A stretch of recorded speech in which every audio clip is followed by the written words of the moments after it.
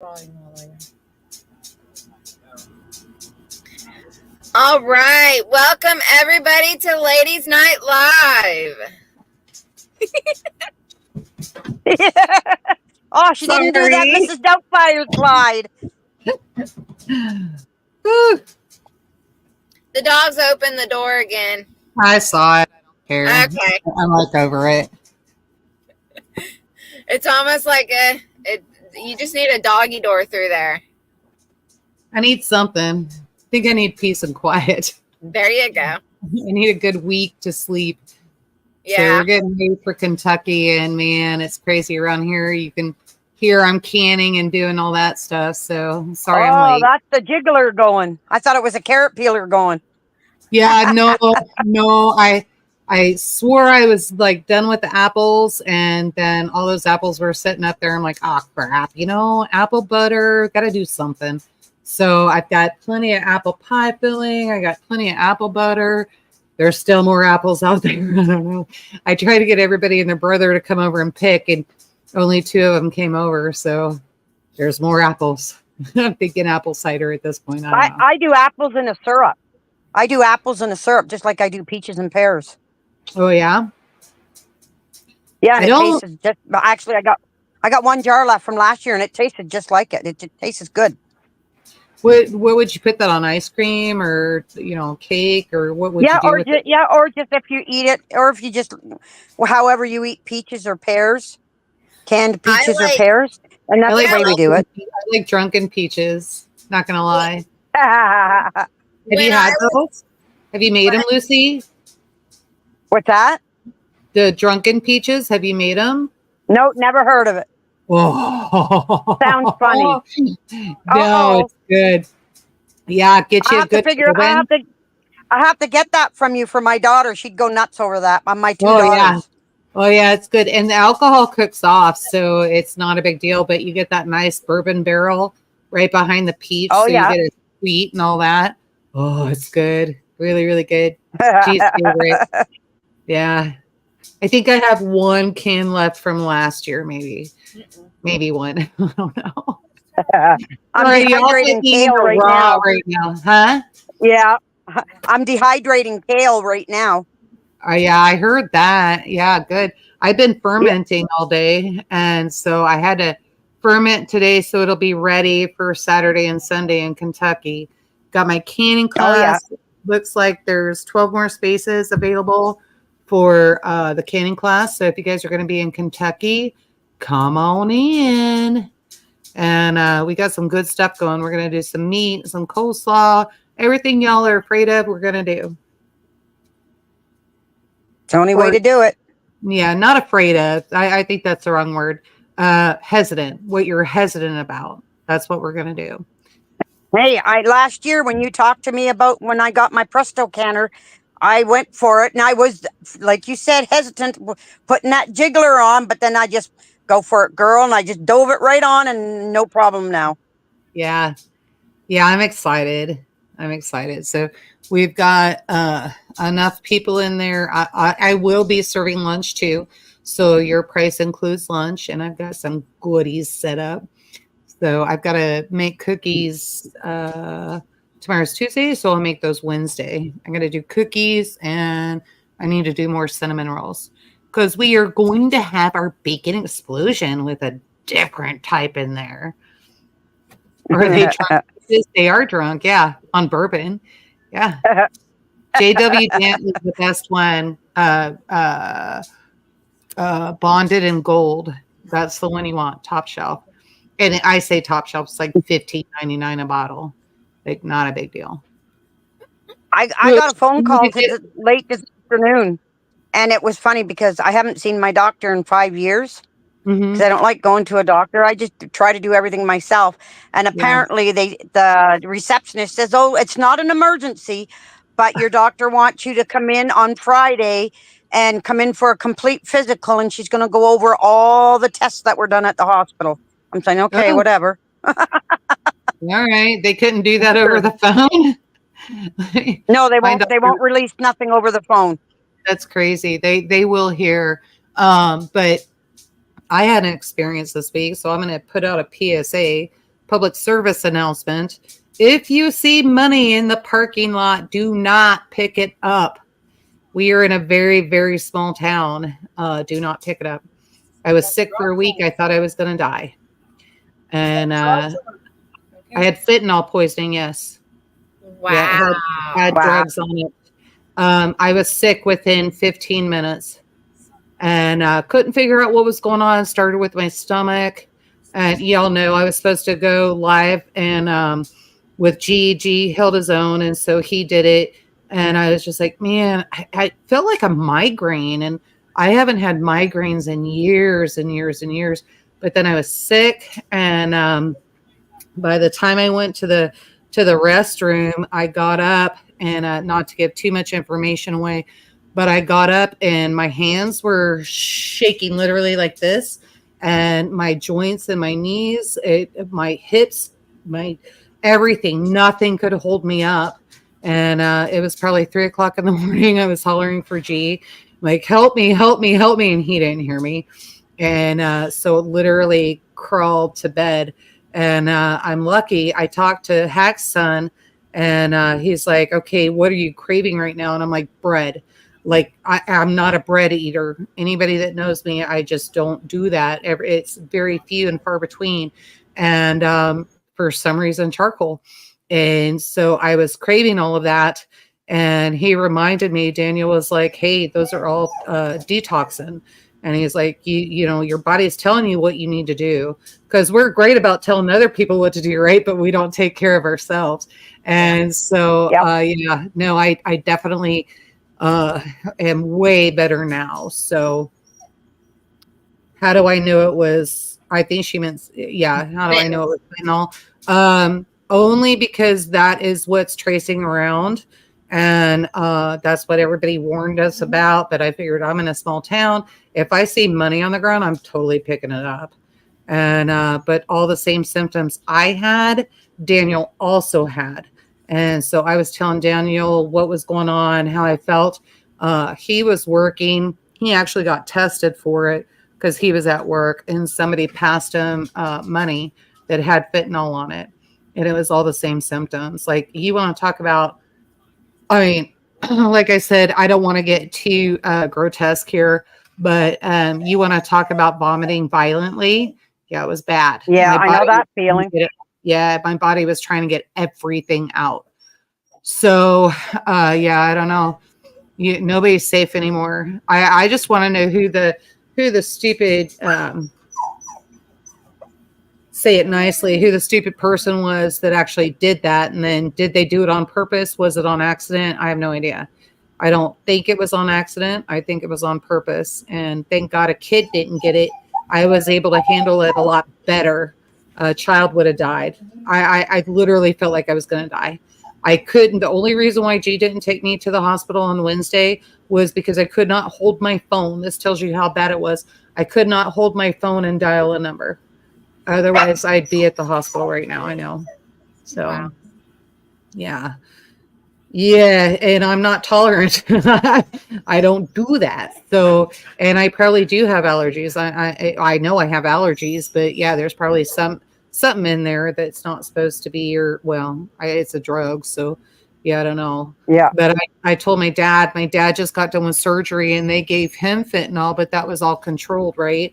And I told my dad about that, what happened.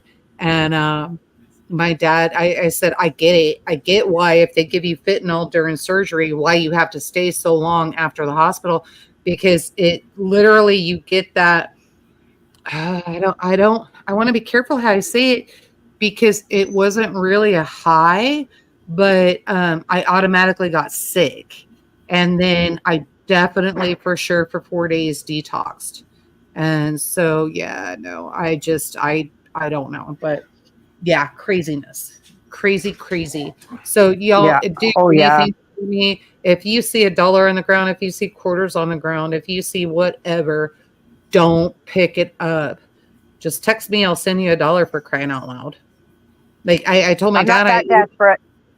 Yeah, I told my dad, I said, you know what's disappointing about that? You know, I grew up as a kid, Lucy, you probably remember this. You know, you look at a penny is on the ground as it heads up. You want to pick it up because all day long it's good luck.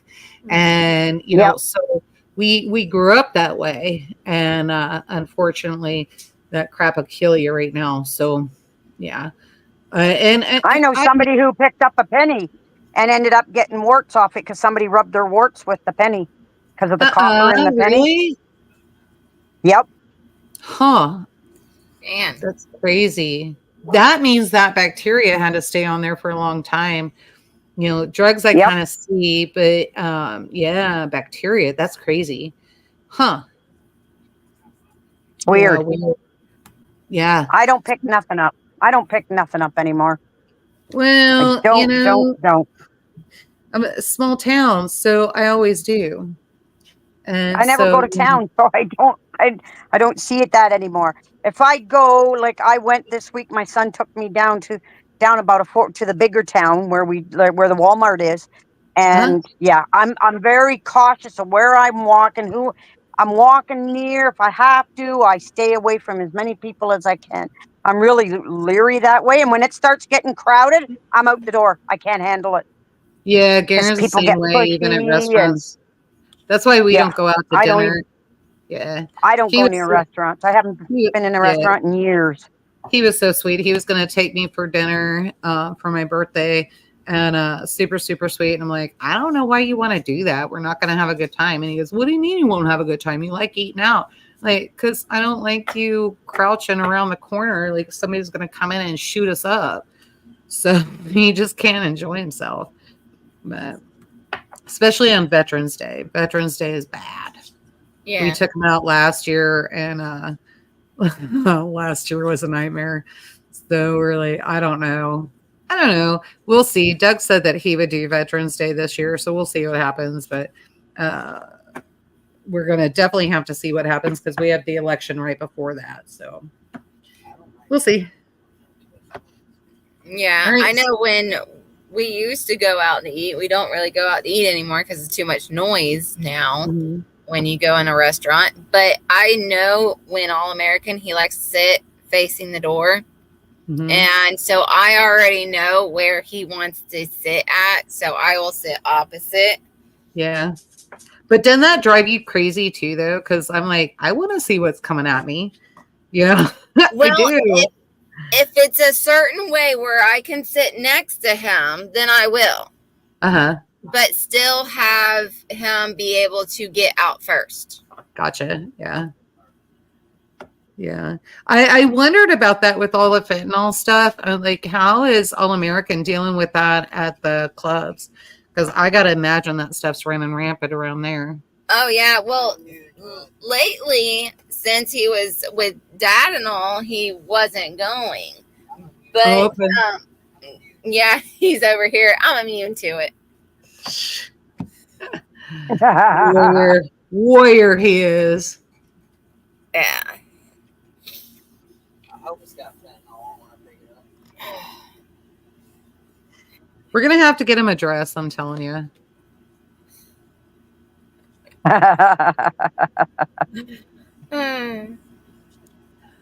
So I'm looking forward to this weekend. So I get to see local prepper this weekend. And then I get to see Jason, so I get to see Angry Prepper as well, and yeah, so I'm excited.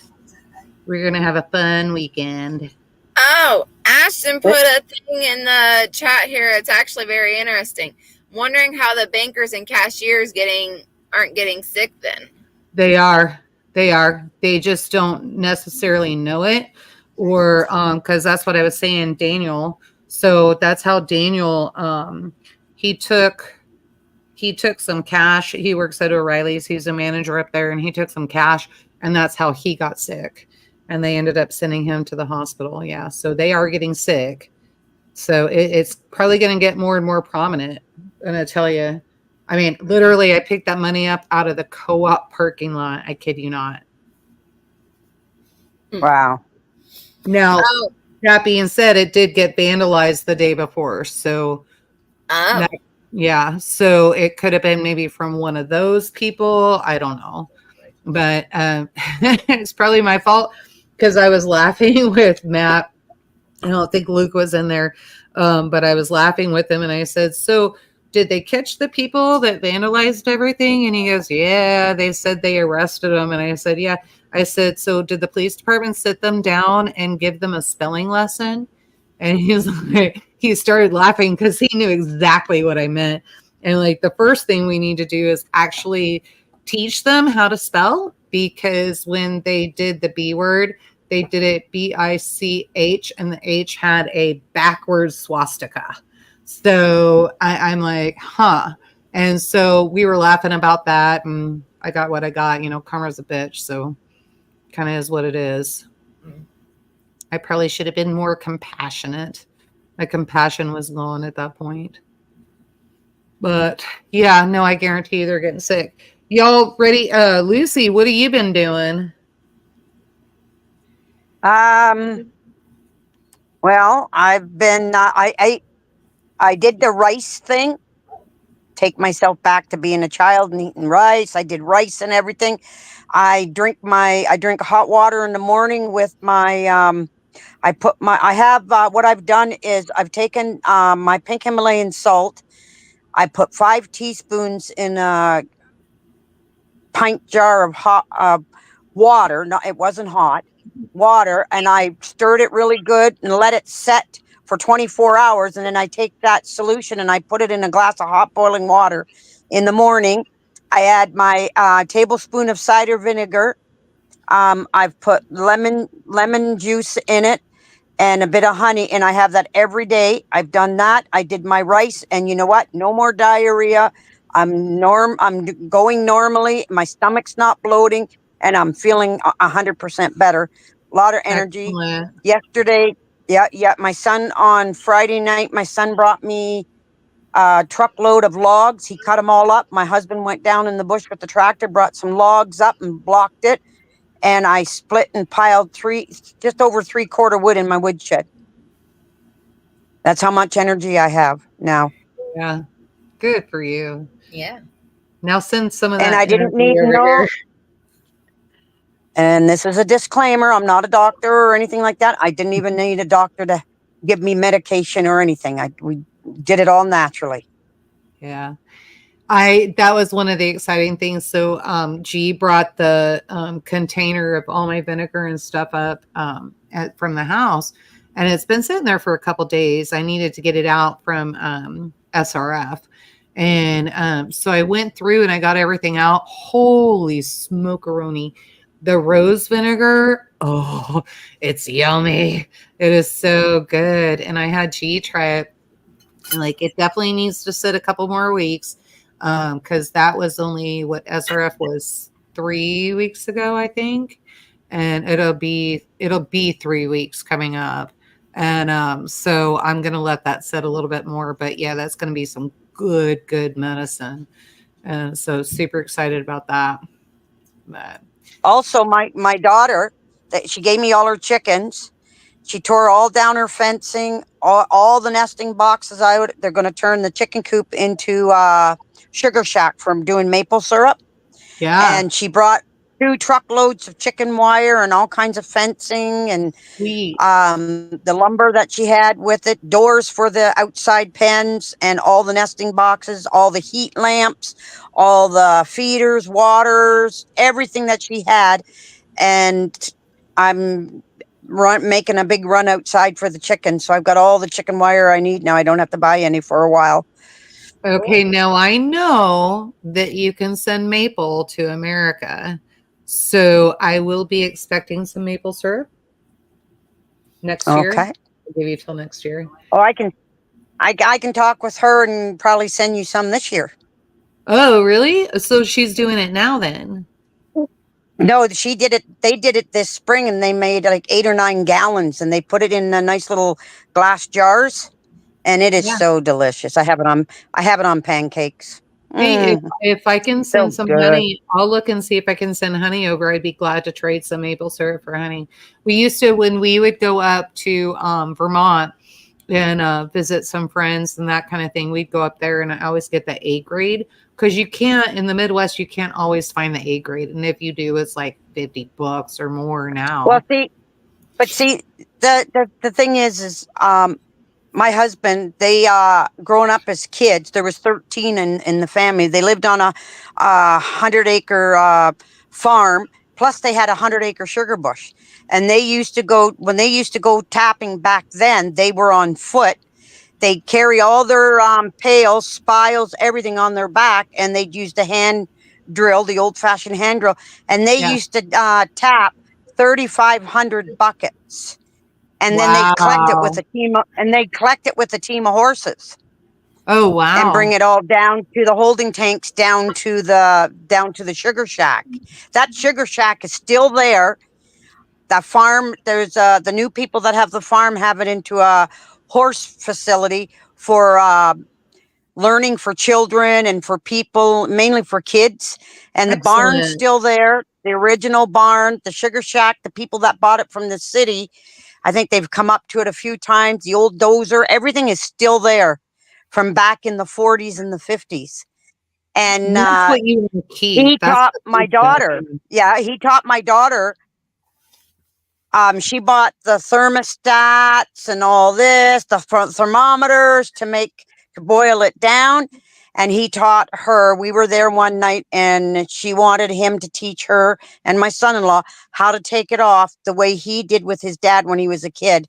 And it you don't use any instrument. The only thing he uses is when you're boiling it down and you get down certain it'll foam up. Just like when you're when you're doing jams, you got to boil it for that 1 minute, all those little bubbles foam up. Well, maple 1 minute syrup if does the you're same lucky. thing. Yeah. Yeah, but Yeah. maple syrup does the same thing, and all he does is takes a dime's worth of lard, pure pig lard, and dips it in there. It brings it back down. When it goes to come up, the second time you take it off, it's ready. Well, my son-in-law didn't think it would be the right temperature. So my husband says, you take your fancy thermostat and you try it. So when it went to come back up the second time, he put that in there. And sure enough, exactly what he was supposed to take it off, that's what it was. And that's with no tools, Good. just knowing what he's doing. And Good. it is the most golden syrup you've ever seen. But then as you do, each time you collect over so many days, and as the days start getting a little warmer and a little warmer, your syrup starts getting darker because it's starting to die down. But if you can get a good haul with your first, sometimes your second, and it's really, really sweet and it's nice cold weather, you'll get the best maple syrup. He showed them because some people will do maple syrup, and if they don't take enough of that water out, it'll go moldy. Oh, Your maple yeah. syrup will go So a moldy. lot of stuff will, yeah. So even fermenting, guys, You've yeah. got to know how much Yeah. you only can leave 10% of that water in. And Right. you can Yeah. tell when you shake that and you set that up in the window or up in a light and it's golden brown, like golden color, and you can see almost right through it. And then you shake it, you'll see the odd little tiny air bubbles in it. And then the thickness to it, depending on how thick you want it. Oh, it's amazing what he taught them to do and what he learned from his dad. And my daughter was just ecstatic. So we went this spring. That was last year. So we went this spring and we just watched them do it. And they did exactly what he showed them. And it turned out beautiful, beautiful. Wonderful. Wonderful. Yeah. Yeah. So I do a lot of the old fashions. So I can do syrup, I can do jams, I can do jellies, that kind of thing. I do it the old fashioned way. So 1 cup of fruit to 1 cup of sugar. And it's the same way. If you don't get it to the right temperature and you don't do it correctly, you're going to end up with a bunch of moldy trash. And so why waste your time? Just make sure you do it right. We actually have friends of ours, Indiana Mike and his wife, they did cover crops to stop erosion, and they did sorghum. And they went in, they just cut the sorghum, and I'm like, wait, what are you doing? Why did you do that? And they're like, we have no way to process it. We don't even know what to do with it. And I was like, stop. And I was like, okay, here's what we got to do. We got to get somebody. And I think I'm going to have to call T-Paw I need to do that because I need to make sure she's okay. But I know for Jestro, they had a sorghum vet, I think is what I'm going to call it. And it's like this big, great, big, huge double style, like what you would think old fashioned wood kitchen. And it runs on wood underneath. And he presses the sorghum, puts everything in there, and then processes it through that. And it's pretty damn amazing. He's got a video on it. And so if I can figure out how to get one of those vats made, I'd love to do that. We'll just have to figure out, does it go by the community building and then we just haul everything up there, or, who's going to be dedicated to it and that kind of thing. So we'll have Now, to figure did you it know, out. Yoda? Did you know that you can make syrup out of birch trees? Yeah. We've tried it. We had people that brought it to us from out west, and it's a darker but more of a bitter. It's not as sweet as maple syrup. Yeah, birch is and not sweet. it's more bitter. Yeah. Yeah, somebody was talking in here about birch beer, and that's what Garen likes, and he can only get it from a certain place in Colorado. And so whenever Zed comes through, he tries to pick G up some and brought him. I think he brought him 2 cases this time, maybe bartered away half of it or something like that. And then he had it, and so it has the rest of it. And everybody like savors that. It's in its special spot in the beer fridge, and like nobody touches it unless they're allowed to, and that kind of thing. And but yeah, it's burnt toast is what they call it, burnt toast beer, and that's Garen's favorite. And I think that has some birch in it. I think, I'm not sure, not positive. Have you ever done anything with chega off of the birch tree? No. Because I'm hoping to go walk my bush and see if I can find more chega. Yeah, so you can what do are a you lot of stuff doing with it. that? Are you thinking about medicine or food, or what are you thinking? Dye? I'm not sure yet. I met actually on Freesteading, I met somebody in the Canadian site, and we haven't talked a whole lot lately, but she's from out west. She's originally from Ontario, but she lives out in BC, and she asked me, because she's a herbalist, and she asked me if I could ever if I have chega in my bush, that she would buy it from me. Oh, really? Huh. Yeah. But I don't like walking my 100 acres by myself, because we've got bears back there. We have a bear den. Now we have a coyote that's got mange that's been around. So we hired my son-in-law to come in to get rid of it. If he sees it when he's back there hunting, to drop it. I don't need it up around my barn. Sack of rocks. What are you afraid of? Like, you should be able to go out there and go, I'm going to take you on. Come on, bear. I got you. I'll tell you. I used to, before my house burnt, we used to always have the bears come up around, and I used to open my kitchen window, and I'd have this bear come around, and I'd throw him apples, and I'd sit there and watch him eat apples. But I'll tell you a story about. I don't know if I ever told you this story about black bears. I went to work. On my way home, when I got home that late afternoon, my husband comes running out to the car, and he says, "Hurry up and get in the house." And I said, "What do you mean get in the house? I just got off of work." "No, just hurry up and get in the house. Dogs are in the house." I had a little tiny, it looked like a schnauzer, but it wasn't. She was a silky terrier, but she was silver gray. And we had my grandson's golden retriever here. And he had the dogs in the house in the spare bedroom. And he says, "Come over here and sit on the couch." He opens up the sliding window. And of course, there's no screen on the sliding window, so anything could have come in at us. And he turned around and he says, "Now shut up and listen." Then all of a sudden, all you could hear is wah, wah, wah. And I'm saying, "That sounds like bear cubs." He goes, yeah. He says, because when we first bought the house, the old guy that lived here had a fenced-in area around all these pine trees, and that's where he used to put his dogs. He had 5 dogs, and when he put them outside, he'd put them in the fenced area.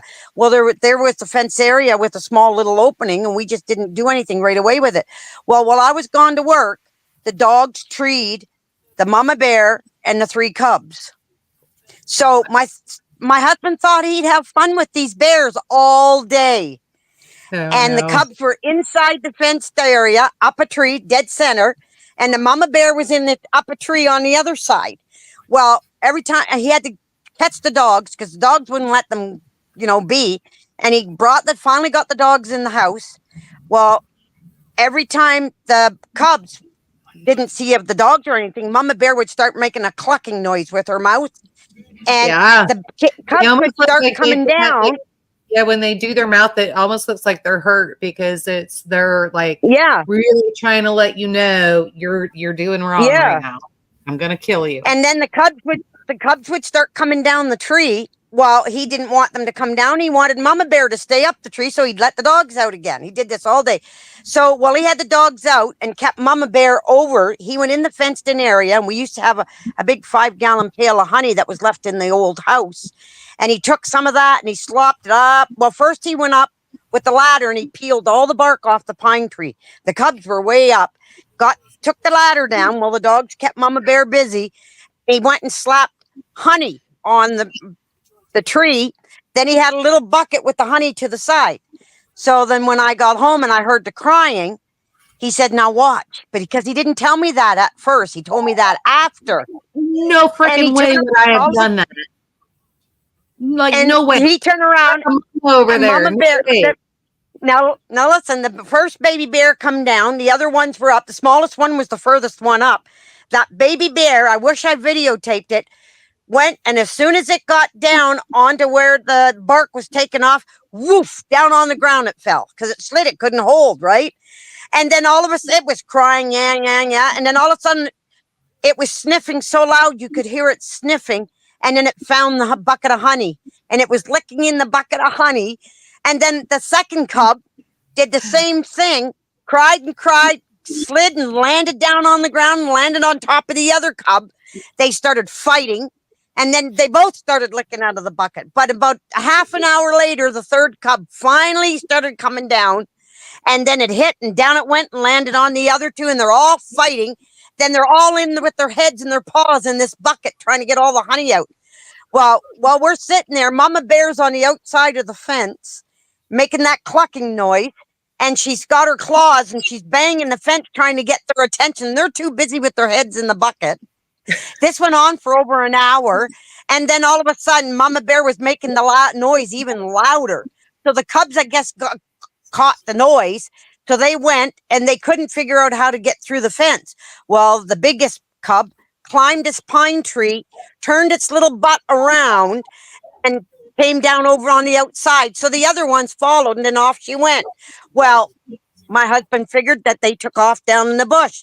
Well, first thing you know, the next morning, mama bear and three cubs are in the driveway again. I wasn't home. My son was home. They found their food. They let the dogs out. And what did they do? They treed on the other side of our driveway. They treed mama bear and the three cubs in the same tree. Yeah. And then, so my husband, he turned around, he calls my son out. My son's terrified of bears. He says, Eddie, come on out here. He says, I need your help. He puts a come along on this tree and come alongs it to another tree. And mama bear's up there. He's got the ladder and she's swatting at him.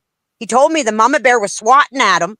And he put the come along on and he got my son to come along it tight. And he says, well, I cut the tree down. You come along as fast as you can go. And you know what? Apparently my son was come alonging that come along as fast as he could go while my husband was cutting the tree down. And as the tree came down, my son took off running like a bat out of heck, ran in the house, and as what he did, he turns around and he lets the darn dogs back outside again. And the mama bear and the cubs are running down through the bush and they treat him again. Yeah. That was so funny. I said, what are you going to do? Cut the whole bush down just to have fun with the bears? But we've been doing this with bears for years. Yeah. And you know what? You know how I don't know if you've ever seen them on TV. They talk about out west. In person. You know where we live. Like, I'm totally laughing at Ashton. He's like, black bears are huge. Their paws are the size of small puppies. And so I'm like literally sitting here thinking that's why I've been laughing, because I'm like, everything is shorter in Florida. Yeah. Tinier. See, my daughter and I, you ever seen on TV, on nature shows or whatever, that they have I call them the ghost bears. They're white. They're in the black bear family, but they're white out west in BC. They're all almost like an albino bear. Well, like my daughter and I, like a polar bear? No, it's like the color of a polar bear, white, with a pink nose, but they're an actual black bear. Really? I've never seen one of those. The Indians out west, those bears are sacred. They don't even hunt them. And but we had one here. We used to have old garbage dump sites before they shut them down and went into recycling. We used to go snooping through the old garbage dumps looking for scrap and stuff, metal and all that, and copper, brass. So, because we used to take it to scrap yards and make money. But my husband decided to go down the road and go fishing, and he dropped my daughter and I off. And we're laughing our freaking heads off. And he drops us off at this dump site, and we know there's bears around. Well, sure enough, one of them bears come out, and it laid down under a pine tree, which is a young one, and it was the whitest, the most beautiful, but it had a pink nose, and the face of it almost looked like a golden retriever, the color, a light golden retriever. And it laid there and watched us. Yep. We weren't scared. We just kept doing what we were doing, and it didn't bother us, and we didn't bother it. It knew it wasn't a problem with it. It was protected, so I guess that's probably part of it. But yeah, did I ever tell you the story when my daughter, she was house sitting for my aunt in Colorado? They're in Glenhaven. Did I ever tell you that story with the bear? Nope. Garen might have. Nope. Oh, I don't know. So we were at some friend's house, and she was out in Colorado in Glenhaven, and she calls, and I'm like, "What's going on?" You know, because it's unusual that she's calling that late. She's like, "Mom, I don't know what to do. There's a bear. It's up on the deck. It's eating the hummingbird feed, and then it's eating the bird seed." And I'm like, "So what are you afraid of? It's eating." And she's like, "It wants in the house." And I said, "What do you mean it wants in the house?" I said, "What are you doing? Go grab some pot and pans." And like all four of us, Craig, Lori, Garen, and I, we're all around, and we've got her on speakerphone. And we're like, "Okay, be bigger than the bear. Get on a chair. Put it by the sliding glass door. Bang those pans." And it took her about 20 minutes. She's like, "It finally went away." And then I had to go pick her up. And I was sitting out there. It wasn't a black bear that came up. I don't know what the hell she saw. She said it was a black bear. Every time I'm at my aunt's house, it's grizzlies coming through there. And we don't mess with the grizzlies. Like wherever they want to go, they get to go. And they'll just they'll look up, you know, I'm on the deck smoking a cigarette, having a cup of coffee or whatever. And they'll look up at me like, "Hey, you look pretty yummy, but I'm going to go ahead and move on." And I'm like, "Thank you for moving on." And so there's respect there. Oh, yeah. Yeah, I thought that was pretty funny when we put a city-fied country girl into the middle of the mountains, and she had to figure out how to take care of the bear. But yeah, it called mom. Yeah, super funny. Always kept bugging when I was a kid growing up, I kept bugging my dad for a bear cub for a pet. And he says, "If I can catch one, I'll get you one. I'll get you one if I can catch one." I ended up with a raccoon as a pet. Oh, so my uncle shot it. I wouldn't even do a raccoon. I don't know. But hey, Rabbit, I'm missing a lot of people in here. Hey, Scanes. Hey, LP. I get to see you this weekend. We are pulling in on Thursday.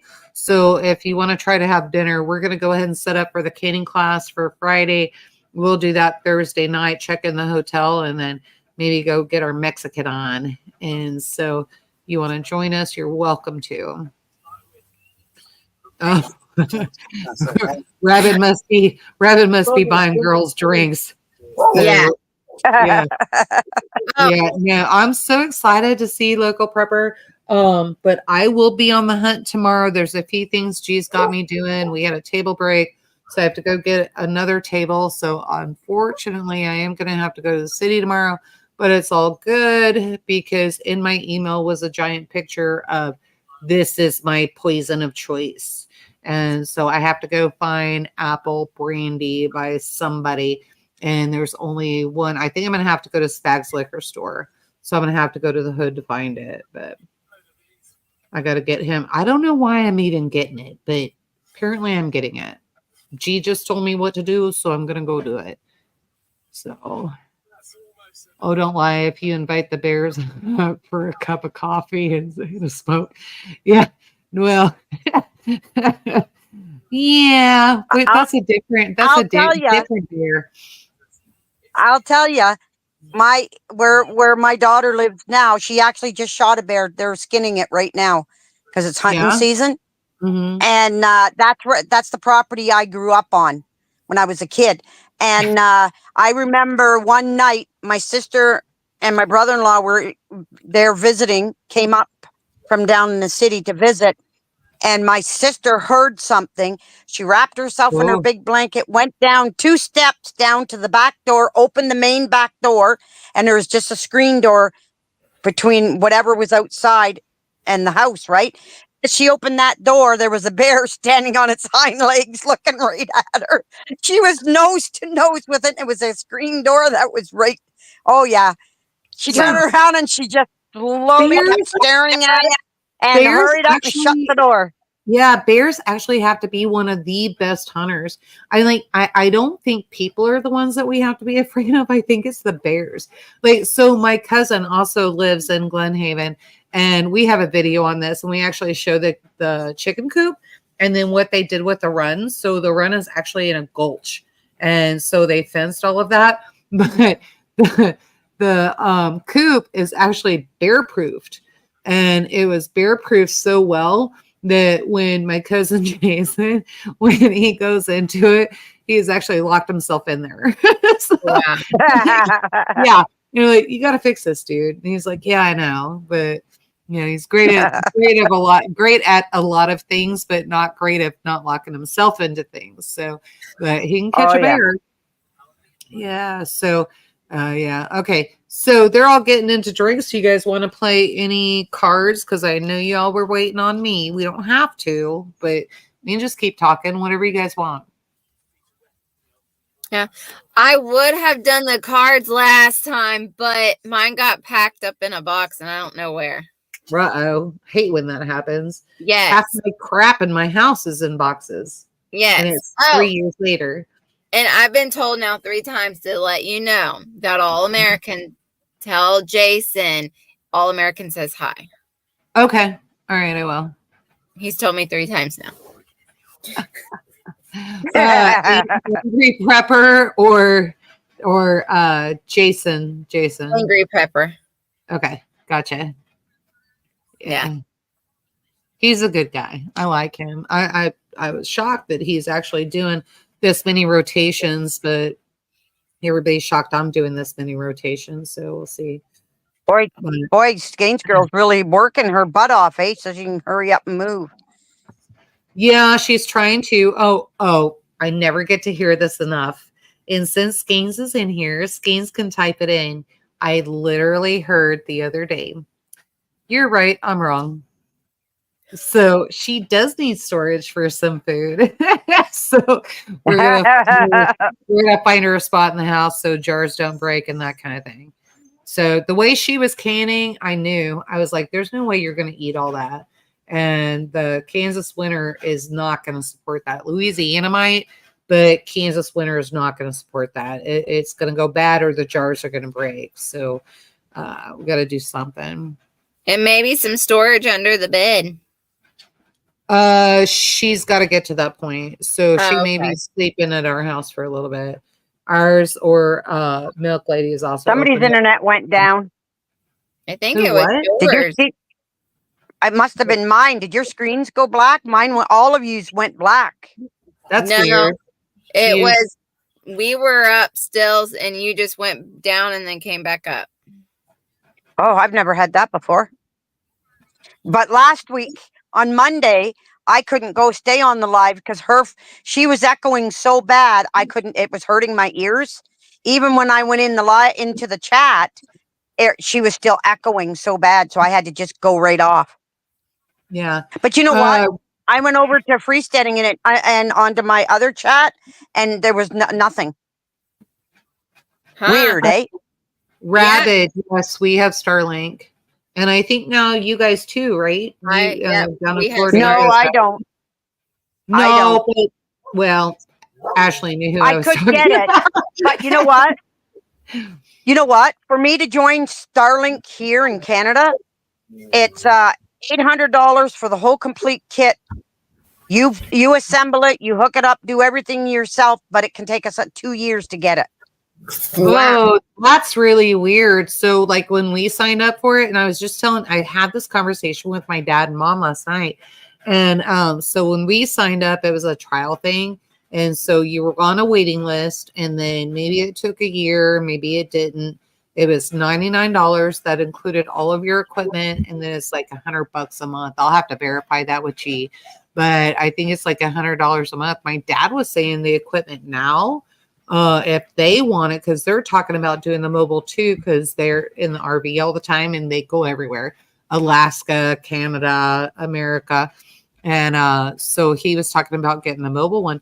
They were talking like $500 just for the equipment. Like, holy crap, that's American. So that's American. Over 800 for us. Close to 800, yeah. A little bit higher for you guys. I don't know if you've heard of ExploreNet, but I've been on ExploreNet for almost 15 years, and I've never really had an issue. I've never heard of that. And my husband's an IT guy. I've never heard of that. You know, you don't want to hear something really funny. When I used to work overnight at Walmart, before I got ExploreNet, they kept, and when I got into getting a laptop and getting internet and everything, there was the only one really that was going along was called Bell Canada, just like our house phone that we used to have. And so I said, yeah, I'd like to get it. So every time you contact them, you're talking to somebody from another country, because that's where they ship all their calls through or whatever. Anyways, these people were telling me, yep, you can have this and that. We'll send everything to you. And when everything got sent, then I called Bell Canada, and they were supposed to bring a technician out to hook everything up, because the way things go, they have to hook it up. And you know what? They turned around and told me, "What'd you get that for?" And I says, "Well, I was told that I could have it here and that it would work and everything, because I live so far back in the bush." They said, "No, Bell doesn't have towers near you. You just ship it all back. Take it back to the post office, ship it all back. You can't get it." So one night, about 2-3 years after, I contacted Bell again. And of course, you get those foreign people. They turn around, yep, and they don't know nothing about Canada because they're from somewhere else. And they said, yep, you can have it. And I turn around, and I was on the phone. I was an hour late going to work. I was so pissed off and so mad by the time it was done. And I kept telling them the trouble that I went through. And I just totally said, no, forget it. So then I was told, try ExploreNet. Got ExploreNet, and I've had it ever since, and I've never had a problem. And actually, their dish, you know, when you get a dish, the dish is still attached to one corner part of where my house had burnt, and it's still there, and I'm still feeding off it. Oh, wow. Yeah, I got to get them to come in and move it. Yeah, so Rabbit is actually talking about the Starlink, and he's calling Gen 3 Starlink is what he paid for it. I guess we're so new at it, or at the beginning of it, I didn't even know there was a Gen 1. So no, I didn't either. The original OGs, I don't know. But New Jersey. How about that? Look at that. There are cowboys in New Jersey.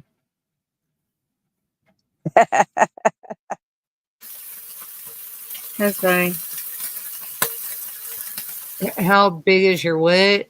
Oh, 7. Skeins. She's got to buy it, so she's got to figure that out. That's why she'll just sleep over here or over at Milk Ladies, and we'll figure out. We'll keep her warm, and well, she'll have firewood. She's got to bring her own blankets, but because it's wintertime, so I use my blankets.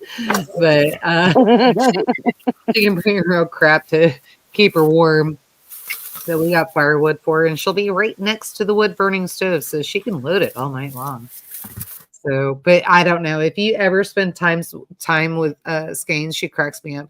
So like she'll literally be in mid sentence and we're talking, maybe having a nightcap and that kind of thing. And so we're talking and mid conversation, all of a sudden she's like, oh, I'm so tired. And then she lays back and she'll be mid sentence and then she's like gone. And so you can't talk to her anymore. Like, are you awake? Are you going to finish your sentence? No, she is not. She's like done. And then if you give her about 10 seconds after that, it's like, you know how tired she is by how many logs she can actually saw. But yeah, no, I love it. I love that girl. But oh my God, she cracks me up. I could not fall asleep. So she's saying 10 by 35 with 2 lofts. Oh, did you find one then, or that's what you're wanting? Probably what she's wanting. That's the plan. Yeah. Yeah. Hey guys, I need to go turn the water bath off. I'll be right back. Okay, you go ahead. Rabbit has a little one of a 12 by 28 cabin. Yeah, well, what I'm in is 20 by 20.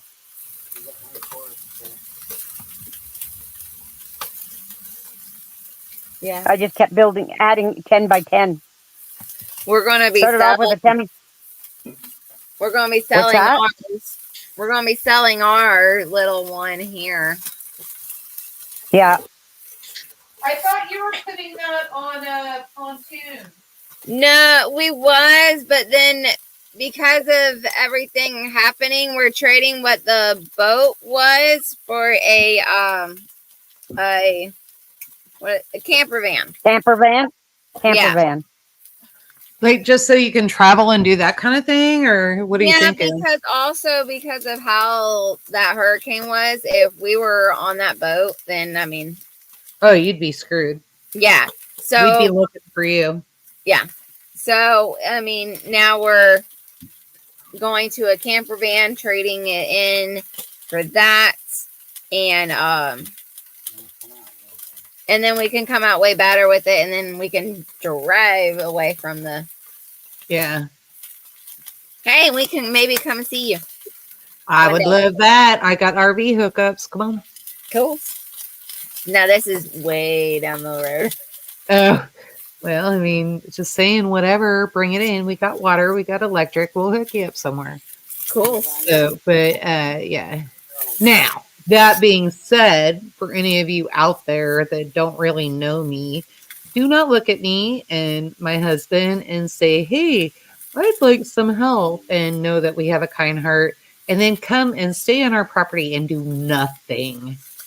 And so that will not be tolerated. I will feed you. I will not clothe you. So bring clothes. I will make sure that you are showered, that kind of thing. I will not shower you. You have to do it on your own, but there's soap and water. And so I'm just saying, there are so many different things in here, and people are weird. They just kind of make stuff up and oh, well, she said she would help, so now you're raising them. No. Yeah. No. Yep. Not happening. Nope. But I also know that All American and his would not do that. Yeah, she wants a good Indian blanket. Oh, I can get it at Christmas. Yeah, so the sisters will be out here at Christmas. I can get them. Tell me what size you want. And I think the king size is 85. I can make sure. I'll one of the girls that Garen works with is actually her aunt. And so I'll have Garen check on that. But you're talking anywhere from $35 to $85. Is that handmade Indian blankets? No, you're probably thinking woven Mexican blankets, but these are actually the Indian bridal blankets. And so you get, it's almost like, do you remember? So, well, you may not. Anybody that was in the military, if you were in the military during the 80s and 90s, they would go over to Korea and then get the mink blankets. That's what those are. Oh, okay. Yeah. Oh, it'll keep you warm. You just need one. That's Oh, all wow. you need. One per person. So yeah, they're good. Don't mind me. I'm just laughing at the comment. Yeah. Which one shower together? Yeah. See, this is what I'm saying. Weird people. Yeah. Rabbit, you take that up with Skeins. It ain't happening here. Pain in the neck. She thinks the second job I have too much for me and she wants to give. Ooh, I don't know. I don't know what to tell you about that. Yeah. Yeah, I don't know.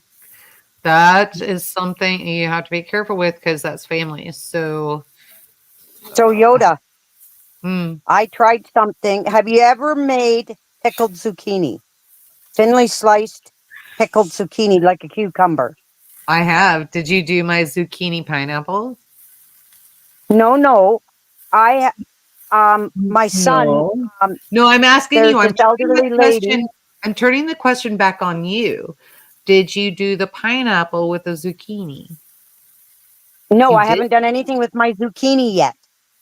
Oh, but I'm pineapple. going to, but I don't have pineapple. I got to go get pineapple. No, you But just need I because pineapple I juice.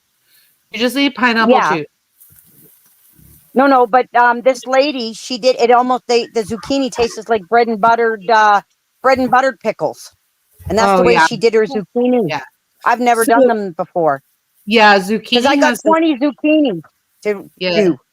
Zucchini actually has this magic. And so zucchini will actually absorb any flavor that you put into it. So if you want Okay. it pickled, if you want to do any of that, it's going to absorb. So when you think about meat, you think about lamb. Lamb is going to do that. A lot of the reason why people don't like lamb is because it absorbs a lot of the flavor. So you have to be careful how you season it. Zucchini is actually the same way. Zucchini will take Yeah. on whatever you want to do with it, which is why we can use zucchini as a filling for bread. We can use it for meatloaf. We can use it, right? You Relish. can pretend they're pineapple chunks, the whole 9 yards. Zucchini is a very, very flexible vegetable. Yeah. Yeah. So I'm going to, once I get finished doing my projects outside and everything, once they're all done, then I can take, I've got enough jars. My daughter gifted me 3 big, huge boxes of preserving jars. So now I can get my zucchini done and my other bushel of apples done. Okay. And you still have bushels of apples hanging on? I left mine on the I tree. still got I one. have one more bushel Well, out there. the thing is my daughter and my son-in-law are hunting. They're hunting on their property, but they are also hunting on our property. And they've got a baiting station. So they get a truckload of apples, a whole big, huge bin for like, I think they paid $85 and it's like a half-ton load Oh, you of bought apples. them. Oh, I thought you were growing them. They Okay. did, not me. No. My apple trees, it's really weird because the apple trees I have on the property, one is a crab apple. Mm-hmm. And the other one just grew on its own. And this one here has been here for almost 100 years. And they're not a big, huge apple, but they only produce real heavy every other year. Okay, Not so every you year. said one is a crab apple. So are you talking crab apple like Americans think crab apple? Like you're not eating that, right? Little green crab apples, and you make Not the jelly same. out of it. Crab apple Yeah, jelly. Yeah. not the same. Oh, and you know what? I got my husband to stop on the side of the road back in a little field area. An old building used to be there years ago. I noticed there was an apple tree and little red apples, and the little red apples are about the size of my crab apples. Mhm. And when I took them and broke them open and bit into them, they were dark red inside and the sweetest apples you ever tasted. So Were they next year I'm Martha going to nail that tree. What's that? Martha Washington? Where'd you get the No, apple? oh, it's on my, it's on my phone. I'll text it to you, the name of it, Mhm. because I took a picture with my phone I've got where you can take a picture of a plant or a leaf and it tells you what it is. And I Oh, did yeah. that, and I did it to 2 different trees, and I got 2 different crab apples. Huh. So I'm hoping. I kind of wonder if that's not like it's got to be a language barrier. And I would imagine the reason why I just saying this only because we have the orchard, that kind of thing. The size of your apples can depend on where your branches are going. So if you have the tree suckers, and those are the ones that are going straight up, you want to get those off, and you'll do that. You can do it in spring. A lot of people say do it in fall. I don't. So do it in spring, and then you have 2 dormant weeks in June, and those are usually the 2 middle weeks in June. And so you can take those off, and your apples will be much bigger. Crab apples for us. So in America, crab apples, well, in this area anyway, they have a really hard crust on them, like a skin, and it's very, very bumpy. And most people around here, what they do is they'll put cinnamon on them, and then some other crap, and they throw them in the corners of the house during the winter, and those keep spiders away. So that's pretty much what they do. Crab apples we don't eat around here. Well, what you're calling crab apples. I probably have had them, and I probably process them. I think they make really good jelly. Language barrier, yeah. Yeah. See, this old apple tree, we got to prune it again. It's got a couple dead branches on it. And the thing is I've been cutting off around the bottom where the roots are, where the grass is all around. Actually, we put manure and stuff around, but I want to do like Billy Bond does around his apple trees. And, but I've actually, but I've actually taken, and there was new tree growth off the roots, right? So I've actually just pulled them out, and if there's roots on it, I stuck them in dirt, and I've got apple trees, and I've been giving them to my daughter to put, because she's trying to do she's calling it her oddball orchard for the trail going down to where they bait and where they hunt. So next time I'm gonna have to talk to your daughter and go, what the hell is a crab apple? Because here's what a crab apple means. And like, I'm talking crab apple. Those things are huge. Ashley, do you guys have them in Florida? No, we don't have crab apples here, do we? No. I'm gonna have to go pick one. They're in season. I'll pick one. Try to do it before the video, and then that way I can show you. But yeah, crab apples here are way different than what she's talking about. But, yeah. Because see, my apple tree, the 100-year-old apple tree that we found when we bought the property, the apples I would say would be, I don't know, about, let's see if I could say about that. They get about that big, not really big, about that big. And if you let the frost touch them a wee bit, they go like a pinky color inside and really sweet. Really? Huh. Yeah, I don't think I've ever heard of that.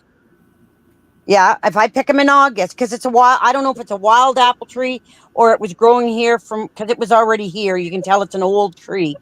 And the tree that's growing over by where my son is in his place, I didn't even know it was there. I don't know if it was thrown out from an apple core or what. And now this tree is about, I'd say about 12 feet tall, beautifully round, nice. The branches they're not growing straight up. They're kind of round, and they grew about 50 apples on it last year, and they were bigger than my apple tree. And I don't know what kind of apple tree it is. So I'm going to take a picture of the leaf and see what it tells me, what type of apple it is. But a lot of the trees have grown up on their own.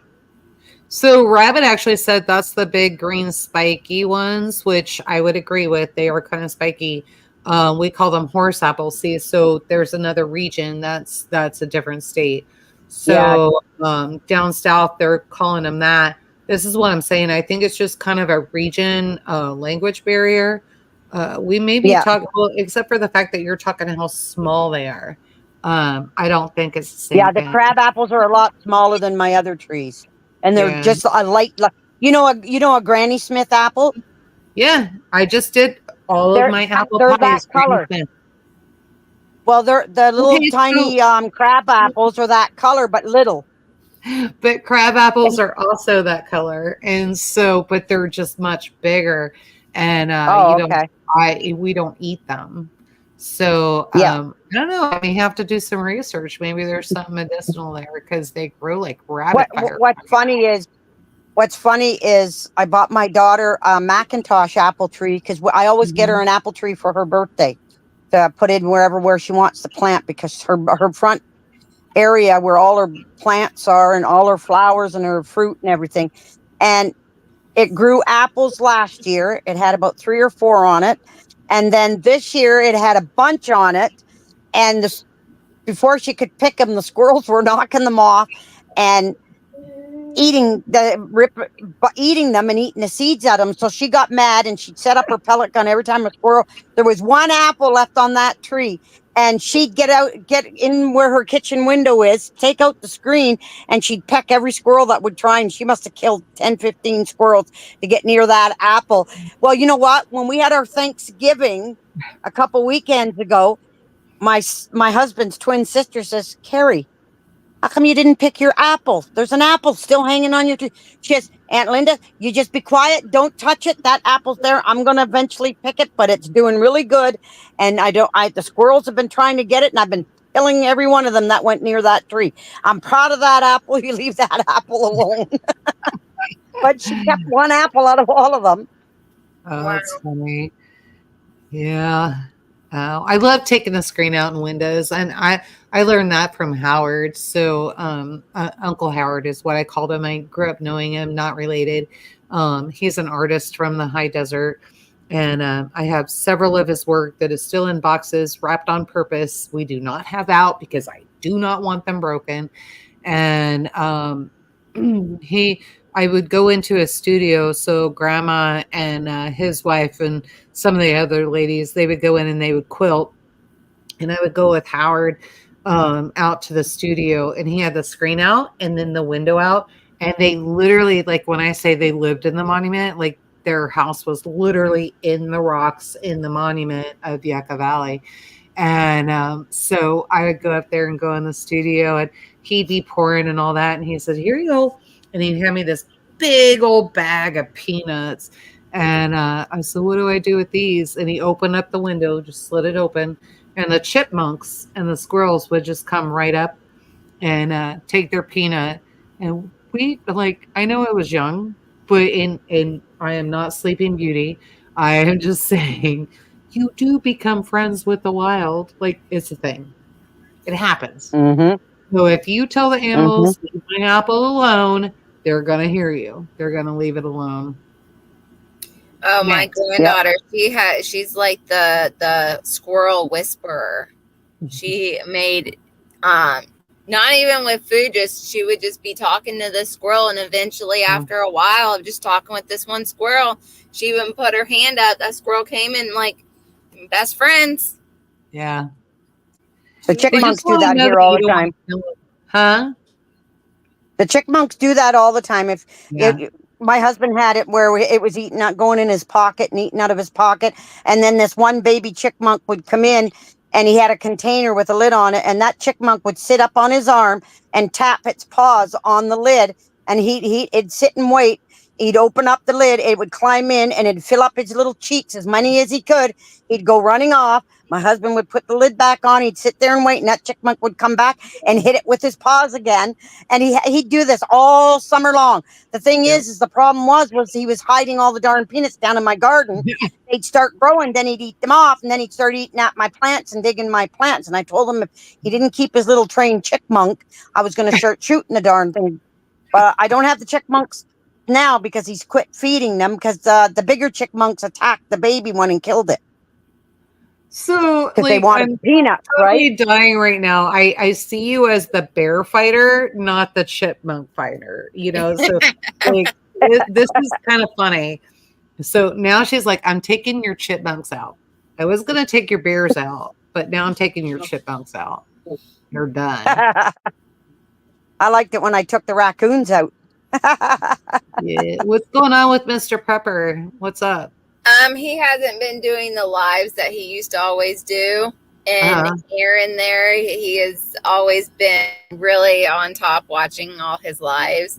And so he didn't pick anything up from the club, did he? No, I mean, we've both been like on the verge of catching a cold, but he hasn't been doing the lives that he used to. Well, y'all are busy too, so. Yeah, but he's gonna get back into it. It just taking some time. Stress has been on him. So Yeah. Was mine or your internet? yours. Darn. You're just gonna have to get Starlink. I mean, what are you fighting? Just come over to Trump's side. What is wrong with you? Elon Musk knows what he's doing. Hey, I just got us demonetized. Trump don't like Trudeau.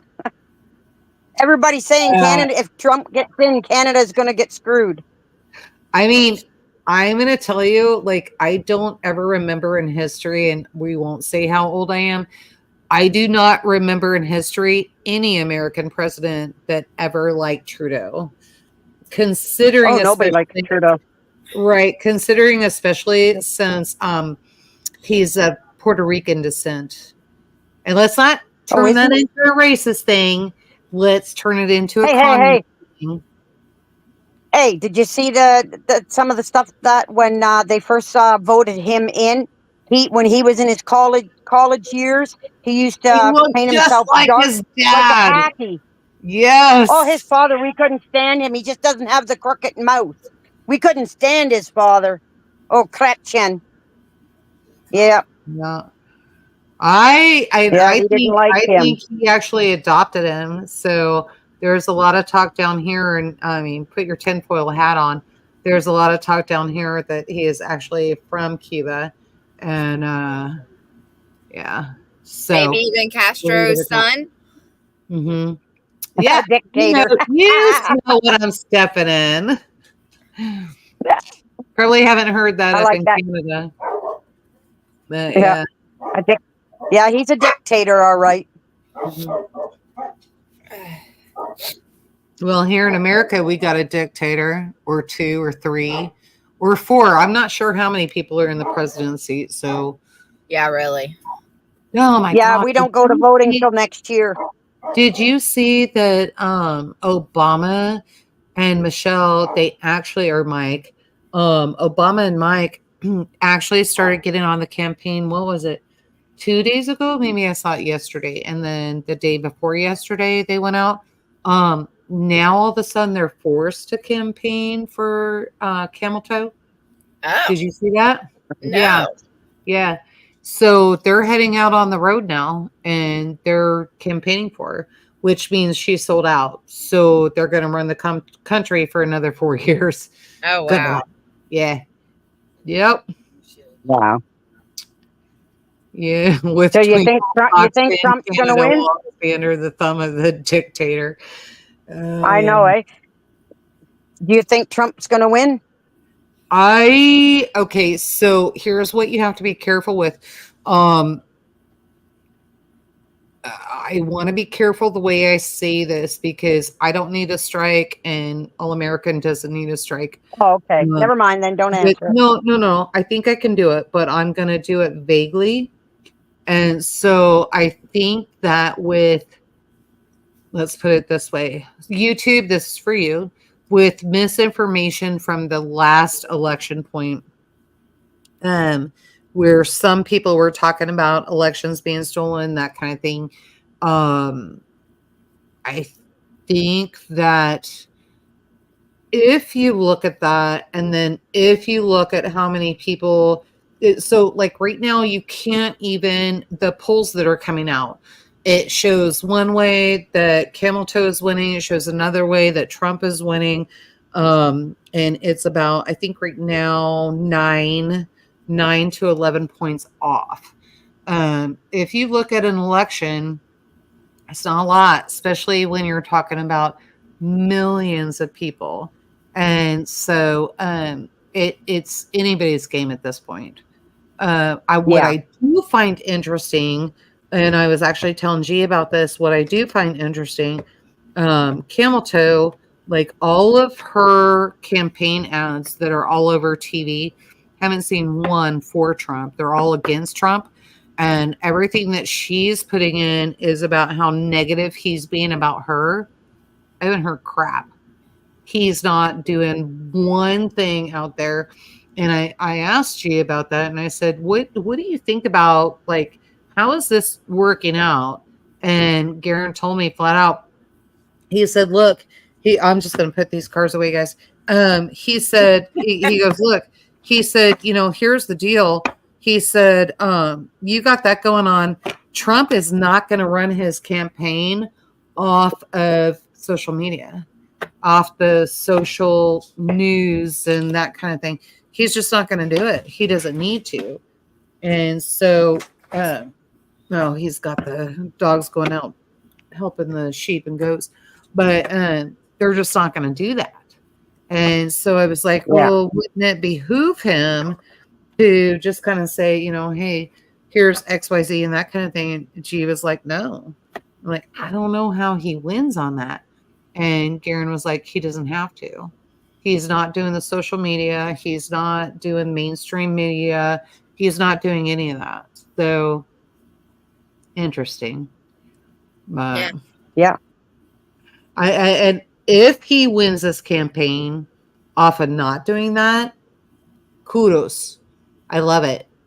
Like right now, I'm so sick and tired of seeing Camel Toe's face on TV, hearing her on the radio. Oh, God.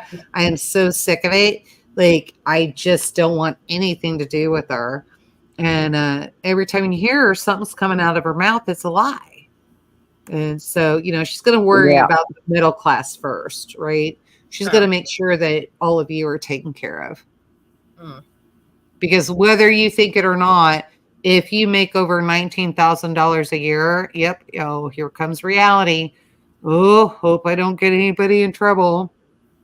$19,000 or more a year. Yeah, you don't qualify for Medicaid. You don't qualify for any of that crap. Guess what? You are part of the middle class, but she's going to help you. She's going to help you. You're going to be better for it. Don't buy it. Don't buy it. No.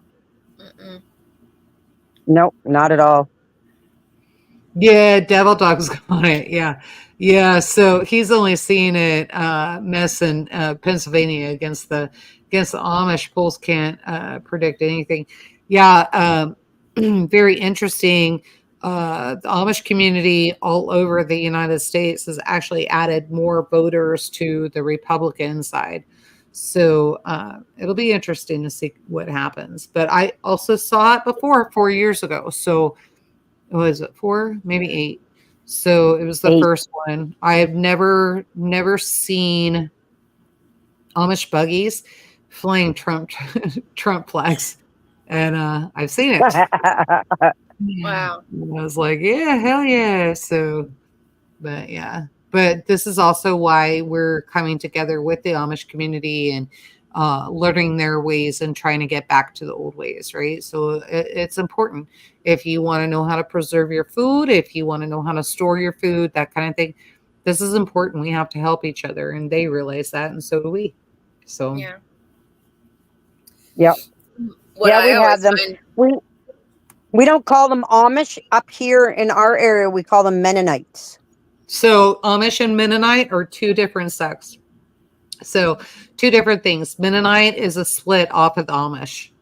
And Amish in itself is actually split twice.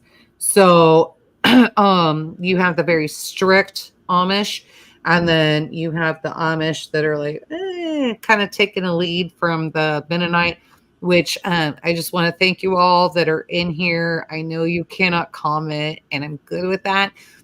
So hello to all my peeps up there. But yeah, two totally different sects. So not far from it, but we do more technology, right? So yeah. Old order and new order. Yes. So that's the difference between the Amish, where they're split right now. And Mennonite actually took New Order to a whole newer level. Yeah. Level. Yeah. Yeah. I actually know people that they're Amish, and as soon as they opened their stores got successful, and they had to go over to a computer and credit card system and all that. They were actually kicked out of the church. So they did not go Mennonite. They are still Amish. They're just a different level, right? Okay. Yeah. Yeah. I like the old ways. The old ways are I could good. live with no power, no, if we didn't have the TV or the phones or anything, They it have wouldn't power. bother me. They have power. They're doing a lot of stuff on solar. And so, in Yeah. fact, we're getting ready to do a girls' trip next month. And now all the guys have decided that they're coming. And it was like, okay, you guys can come. Somebody has to pull a trailer, and the next person has to keep G under control about how I'm spending money. And so, like, as long as you can do that, y'all can come. Because otherwise, I can fill my truck up. I can do it by myself. So whoever has that job is the most, that person's got a hard job there, huh? they know that. Yeah. They absolutely know. Oh, Not the trailer, the G problem. Yeah. Yes, that yeah, problem. I should mail you. I used to have head and heel ropes for head and healing in a rodeo. I should have kept them and mailed them to you. You could have, whoever had that hard job could rope them head and heel. I can go tie me something up and accomplish that. Not a big deal. But yeah, and he knows. And I actually said something to him because I'm like, you were going to eat it. It's just, that money has to come forward somewhere. And he's like, yeah, I know. So he really didn't fight me too hard on it. Would you go get you a Gatorade? He just came in. He's not talking to me. So something bad happened. Uh-oh. No, he said he's just tired. So he got up. I accidentally left Dolly outside last night. So he's been up since 2:30 in the morning. Since 2 in the morning. And I didn't notice because I've been canning, trying to get everything stored and doing all that. So, kind of is what it is. And so if I had a processing kitchen, this would not be an issue. Just saying. Just saying. I'm still trying to get my outdoor kitchen so I can move everything out there. Outdoor kitchen would even be perfect. I'm just talking processing kitchen. Like everything is in my main house right now. That's what I'm saying. Yeah. No, okay. So we have, Lucy, we have 2 houses put together. So this one, north and south is the main house. That's where we're staying right now. And then this one is east to west. And that one is, what was that? Steel building. It was the first steel building approved for residential living in 1958. Is that right, G? Yeah, 58, something like that. And so that portion is what we have to redo. We've got 1.5 bedrooms done. What are you doing? Not with that. Oh, he's in trouble. No. Go ahead. Let me lead him for a minute. All right. Okay. Hey.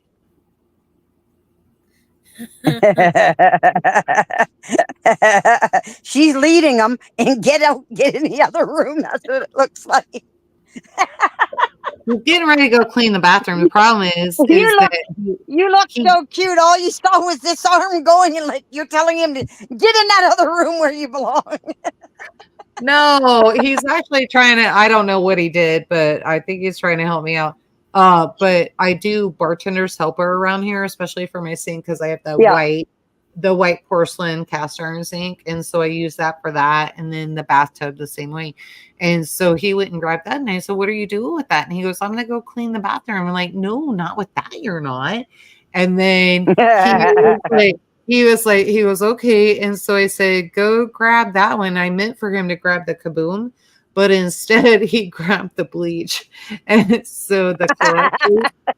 And so that's what I was trying to tell him as he was walking away. I'm like, hey, that's Clorox bleach, because he was complaining like we've ruined already. Well, he did already 2 of his t-shirts from other people is full of bleach. One of mine is too. So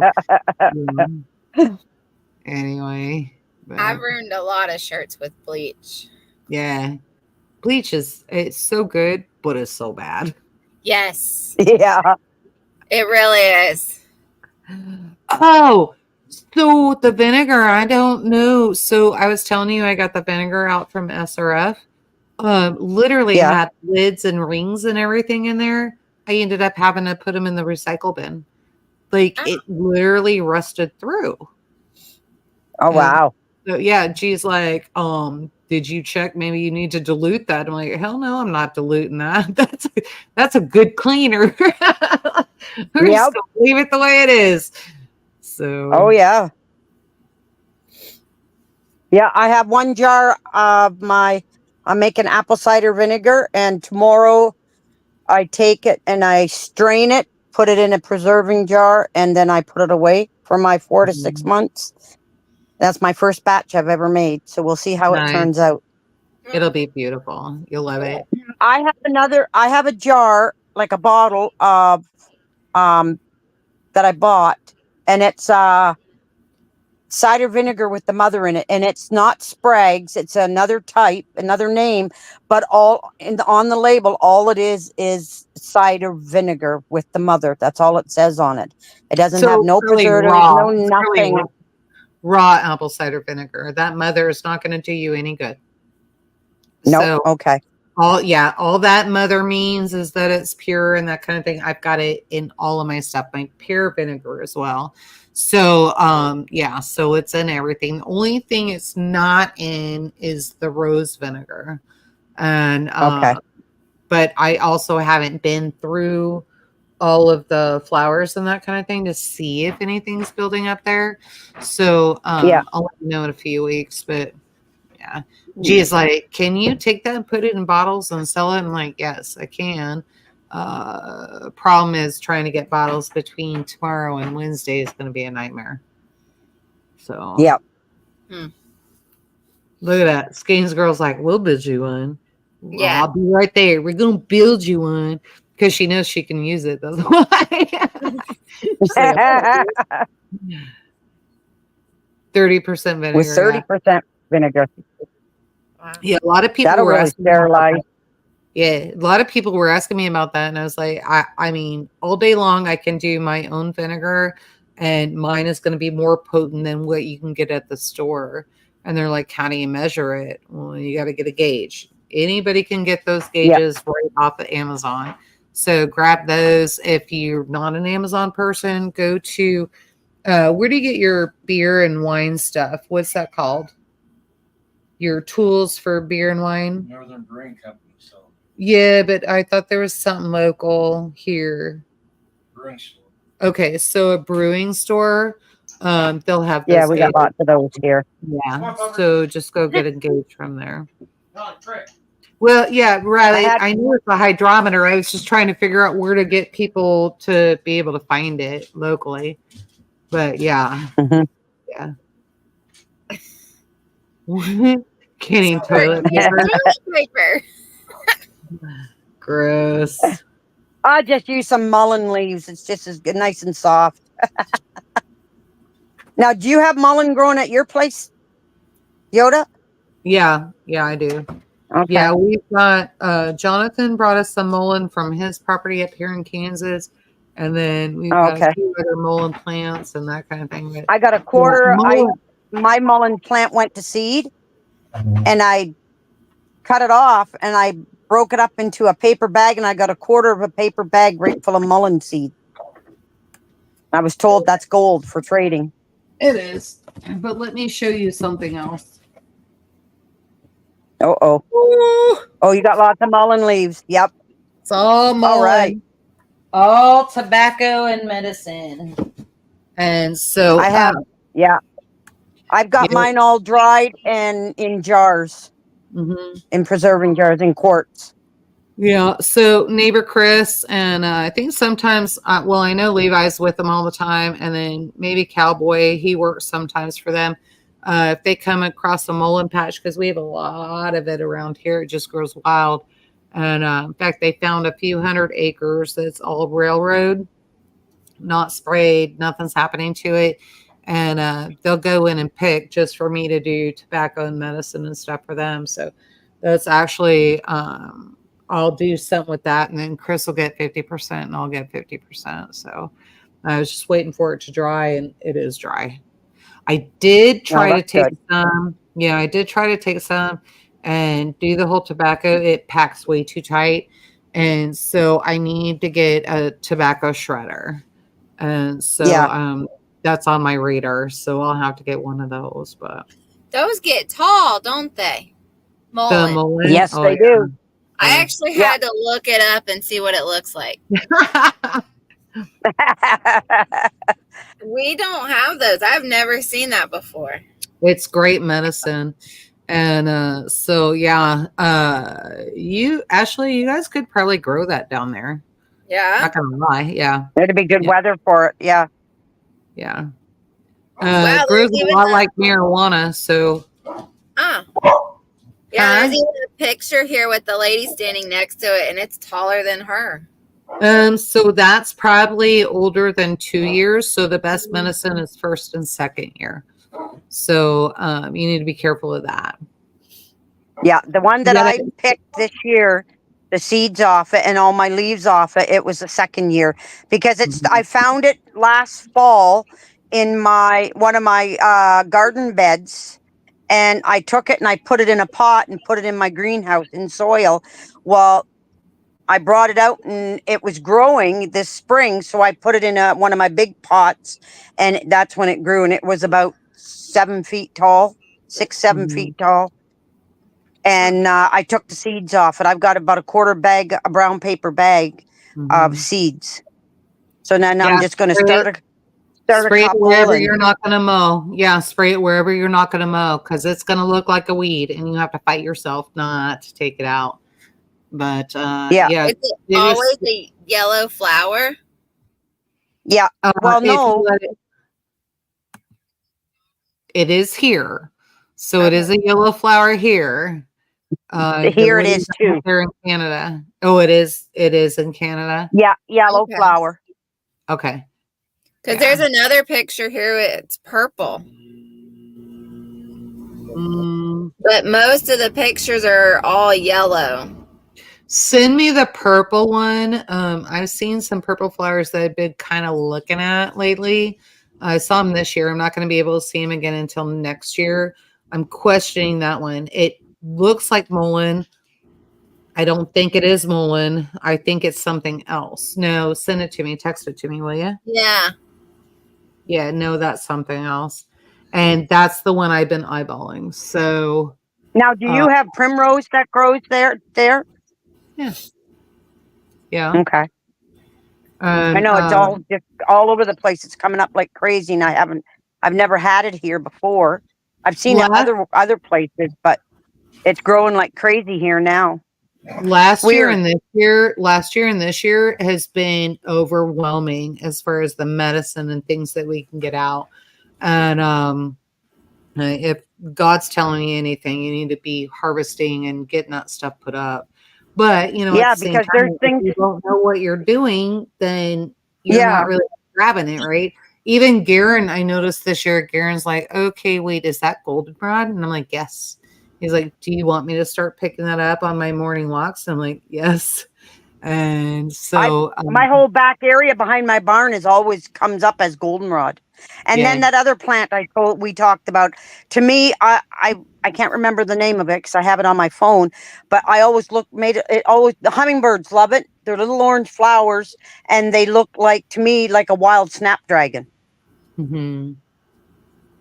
And they grow and they're like, their stem is hollow, but I don't know, it's just, and their roots are just on the surface and you can easily pick them. I can't remember the name of it, but there's thousands and thousands, and they say they grow with poison ivy, but I don't have poison ivy here. But I was told that they're another medicinal plant. So I'm saying, oh, okay. So now I'm going around. Every time I see a plant I'm not sure of, I'm taking my phone and I'm snapping a picture of the leaf and everything. And then I start reading and writing down all the history of the plant and what it's good for and what it's not good for. Mm-hmm. So anything I can use, I'll use. Just like the marshmallow plant. It's called the marshmallow plant. You get a white flower or you get a pink flower here. And I remember as a kid growing up, my dad had them planted along the one walkway by our house, and it was white, pink, white, pink. And they'd come up every year, and my mom always loved them besides her wild roses and everything. And so I've been here 24 years on this property, and last year was the first time I'd ever seen them in Oh, that many clematis years. probably. Yeah, clematis probably. The honeysuckle, and so the honeysuckle, we actually have honeysuckle. I secured those in Colorado. Did I do that in spring? Might have been last fall. Secured those. University has a greenhouse up there. They're doing some experimenting and that kind of thing. So I do have honeysuckle that actually produces fruit, flowers and fruit. Oh, wow. So Oh yeah, wow. so Yeah, but so see, you get we have honeysuckle up here where I used when my kids were little. The house I stayed at, it had a honeysuckle bush, and it grew the flowers. And then there was these little red berries, and I was told not to. They're poison. these are not red berries; they're green, and then they start to Okay. produce. They're actually the size of like a red cherry tomato. And then this is where I Okay. got confused because the wild tomatoes where the volunteers were actually growing where I had those trees, where I had those bushes. And I was like, oh, wait, we got, and then I was like, oh, wait. And so, but they're about the same size. They're green and they start to turn a little bit pinkish, orange. And so, not a deep red. I wouldn't say a deep red, but, yeah, toothache plants. I Like an do have a orangey with red, that. maybe. Not yet, kind of. So, Like an orangey red. Yeah. not orange, but more on the pink No. side.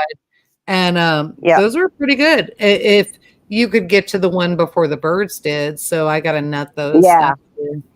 So Darn birds. I know they got all my hazelnuts, the I didn't chipmunks and expect it squirrels. to fruit this year. So like literally I just got it. So I was thinking 3 years, but yeah, no, I've got to get a bunch of netting and stuff up here. So I don't know. We're gonna look like a hot mess. People are gonna be driving by and they're like, "What the hell is wrong with those people? There's nuts everywhere." So So it's funny. Darren's I gonna be ended up. talking about moving the garden now. So like, great, everything's gonna be by the driveway. So after Thanksgiving, because my daughter went and bought 30 bales of hay, and that's what we all sat on. Everywhere we sat, part of the game she had, so they didn't get damaged or dirty or nothing got spilt on the hay. So now I have. She gave it all to me, or she was going to throw it out. So I've got 30 bales of hay in my barn, and I don't have animals that eat it except my rabbits. Garden. Yeah. I'm gonna cover my. I'm gonna do my strawberry plants and bed them down and bury them in it for the winter.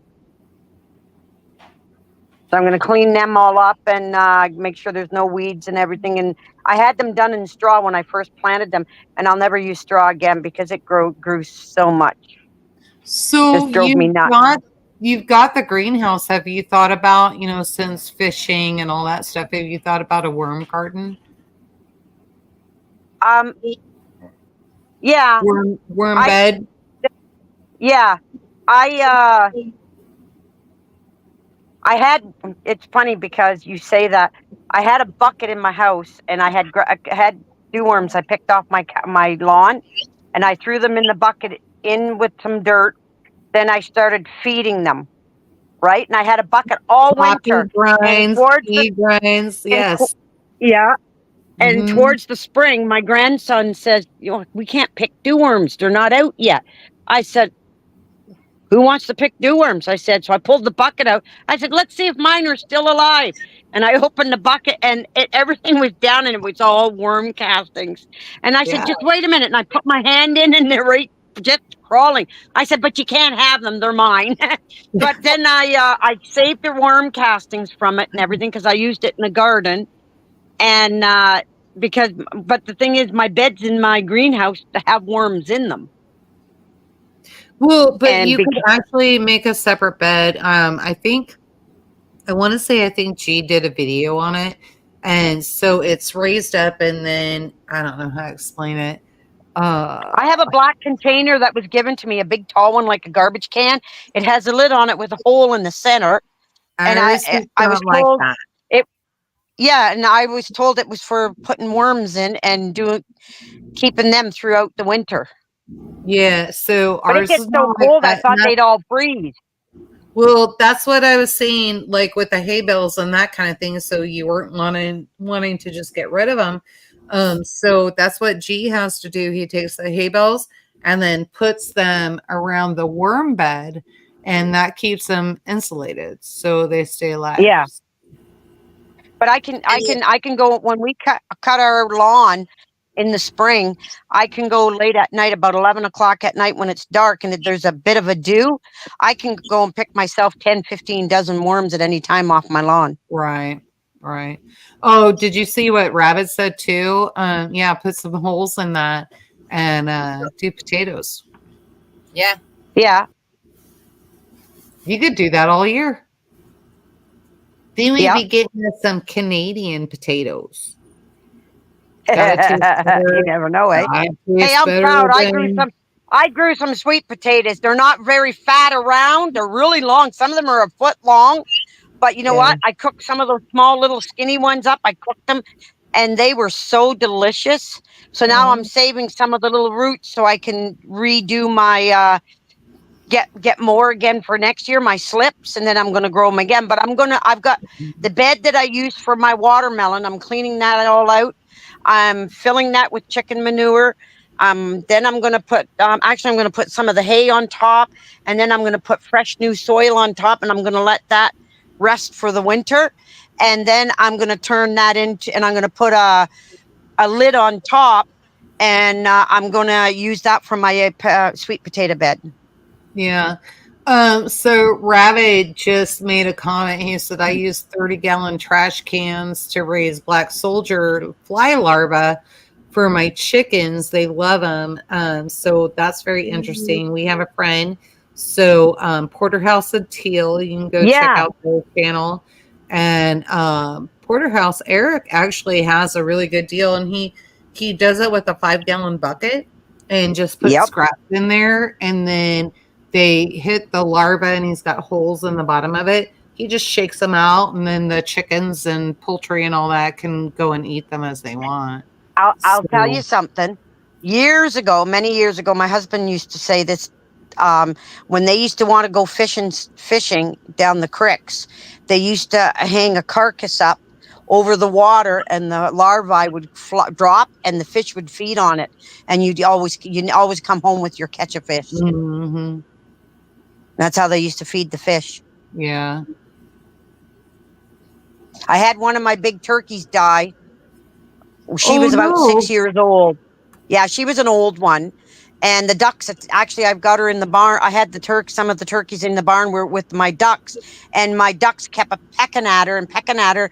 And they ripped her skin open all by her one back leg. Ooh. And I found her the next morning. So actually, I'm taking her carcass because I'm building my new compost bin over by between my greenhouse and my garden shed. And I've got the skids ready to build it. And I'm actually putting the dirt in, I'm putting the cardboard, then I'm throwing the turkey carcass, and then I'm going to bury it in there. And that'll be a good compost by next summer. That'll be a good compost. Probably. Well, you're colder though, so I'm not sure, but probably not even that long. We actually, so Gizmo's bed, y'all know Gizmo died this year, and we had echinacea out there, and the hacks were over helping us butcher some sheep this weekend, and they got the very first seeds from the echinacea. And so they will continue Gizmo over on their farm. Super exciting. Oh, that's nice. Yeah. That's nice. It made us emotional. Yeah. It did. It really did. Yeah. I was looking at a new puppy, and it's she was the female was a light tan color with a black nose, almost like those shepherds, but the breed is Roddy and black cur mouse shepherd. No, don't do it. No. Nope, don't do it. One, you've got livestock. You don't want a shepherd on there. Roddy would be good, but I would make sure that you had a Ridgeback, pure breed. I wouldn't. Don't be a sucker for that. Don't do that. Okay. I'm not gonna lie. I think I heard I some of this conversation while I was canning. So before yeah, we came I hit on it, but then all of a sudden it disappeared off the Kijiji, and I figured it was a scam. Yeah, probably. Yeah. Because I'm still looking for one, but I'm not sure what breed. So I'm just. Yeah. I've always had mixed mutts, and I've never had a problem with them with my livestock. Because I take them as a puppy right with the livestock. So my daughter swears by that, and so does my son. They swear by going to the shelters and then just sitting with the dogs and that kind of thing, and figuring out who meshes with you and that kind of thing. So far, for all of them, it's worked out. Yeah. Can't say it's not worked out for us, but we do a lot of pure breeds. So yeah. Because we're just trying to figure out, who's going to run livestock, who's going to do X, who's going to do that.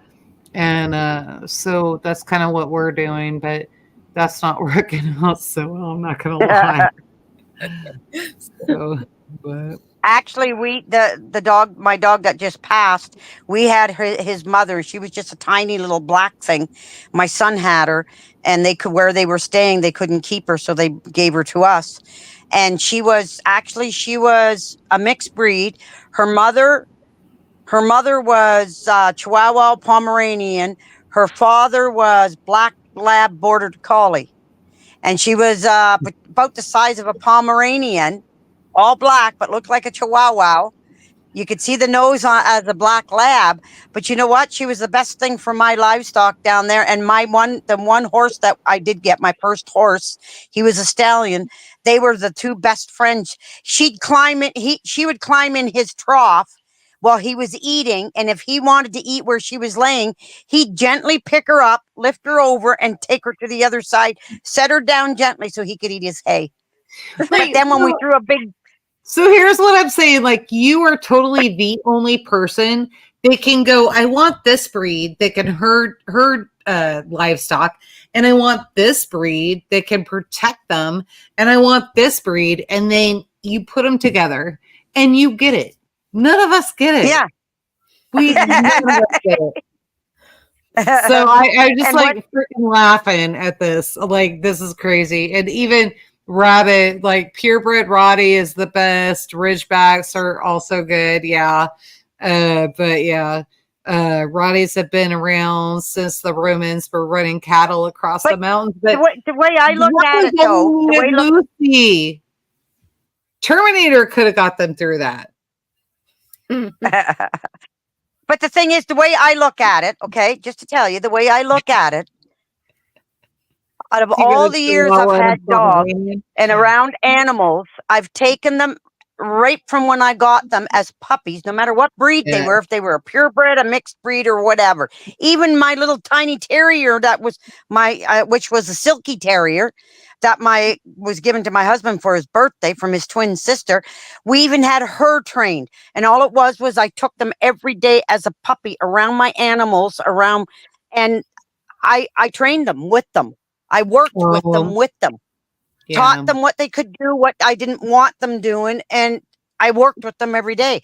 I had a golden retriever that was a purebred. He was around all my animals. He used to let the friggin' little ducklings pick in his ears and play in his water dish and climb all over him. You know what I mean? I raised it. When I get a puppy, I take it with me every day to the barn, and I take it and I raise it around all the animals. If the ducks chase it, he'll learn. You don't fool around with the ducks. If the turkeys chase him, you don't fool around with them. If he goes to bite at them, I stop him. I just watch his eyes, hers or his, if it's a male or a female. As soon as I see that they're focusing on something, I break that focus right away. Because that's their instinct right away. It's built in a dog. Their instinct is to focus on something and go after it. But if you keep their focus broken and you work with them. And I've never had a problem with the dog killing anything, no matter what, if it was purebred or mixed. So you're literally taking time out when you're with them and you're going, I have this dedicated 20 minutes. I have this dedicated 30 minutes, whatever it is. And so you're not doing anything else. There's no side projects, anything like that. You are focused on that animal, getting to know the other animals for that amount of time. That's how you're training, right? Mm-hmm. Yeah. Yep. And I have them every day. If I'm down there, say if I'm down feeding, collecting eggs or whatever, they're with me all the time, right in there. I teach them, and I teach them their boundaries. I teach them their, and like with the horses, when I had my horses, I had the one mare I had, she didn't like dogs. I had her stored someplace, boarded someplace for the winter, and their dog used to chase her, so she started hating dogs. But I got it. My one dog would go in there, and I would say, you're going to get kicked, and if you get kicked, it's going, and he'd look up at me, you get kicked, it's your own fault. I told you, she don't like you, she don't like dogs. And sure enough, she went to go to kick him, and he stood back, and then he looked at me, and Mama told you, but any animal, I work with them. I work, like when I got my stallion, my first horse, he was so badly abused, you could touch him gently on the side, but you couldn't go near his head or anything because he was beaten so much. When we first got him, my husband built the barn. Garen would come at my horse with his hat. And then Patty was like before I knew Patty, but my horse was Patty. And so Patty's ears would go back and she's like, you taking me on? Because that's what she saw the bill as. She felt threatened.